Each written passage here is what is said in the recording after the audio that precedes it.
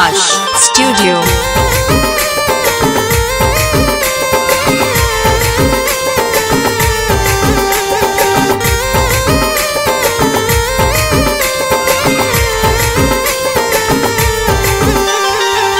लाल छिट सड़िया कोरडोरी वाला बेलोजिया कते सुंदर।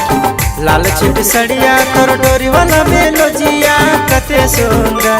एलो कते सुंदर। खुदना लड़कल होगे सजनी कते सुंदर। खुदना लड़कल होगे सजनी कते सुंदर।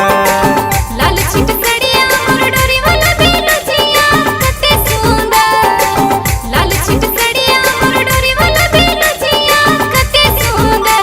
एरे देखा सुंदर काहे मारले नजरिया खुदना ऊपर। काहे मारले नजरिया खुदना ऊपर।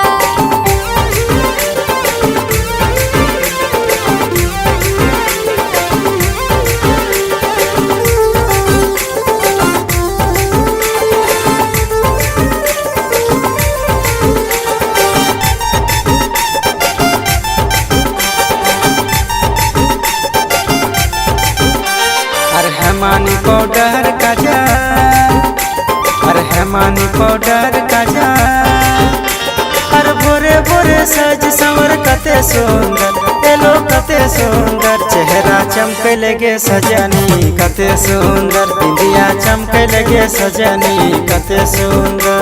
अरे लाल किली बिंदिया गाड़ा। अरे लाल किली बिंदिया गाड़ा। अरे भोरे भोरे साज सवर कते सुंदर। तेरे लगा सुंदर। काहे अटकलो नजरिया चेहरा ऊपर। काहे अटकलो नजरिया चेहरा ऊपर।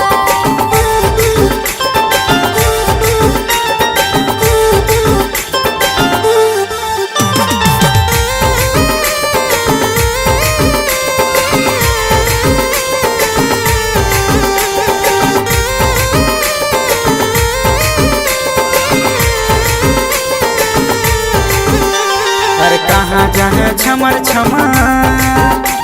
अरे कहाँ जाए छमर छमा। अरे लचके पाकर कमर कते सुंदर।